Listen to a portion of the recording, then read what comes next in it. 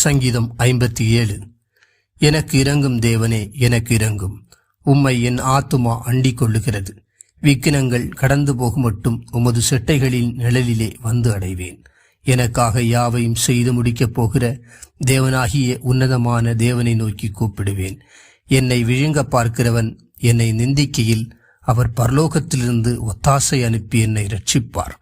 தேவன் தமது கிருபையையும் தமது சத்தியத்தையும் அனுப்புவார். என் ஆத்துமா சிங்கங்களின் நடுவில் இருக்கிறது. தீயை இறைக்கிற மனுபுத்திரருக்குள்ளே கிடக்கிறேன். அவர்கள் பற்கள் ஈட்டிகளும் அம்புகளும் அவர்கள் நாவு கருக்கான பட்டயமுமாய் இருக்கிறது. தேவனே, வானங்களுக்கு மேலாக உயர்ந்தருளும். உமது மகிமை பூமி அனைத்தின் மேலும் உயர்ந்திருப்பதாக. என் கால்களுக்கு கண்ணியை வைத்திருக்கிறார்கள். என் ஆத்துமா தோய்ந்து போயிற்று.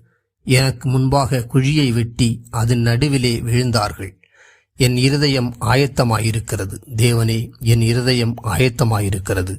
நான் பாடி கீர்த்தனம் பண்ணுவேன். என் மகிமையே விழி, வீணையே சுரமண்டலமே விழியுங்கள். அதிகாலையில் விழித்துக் கொள்வேன்.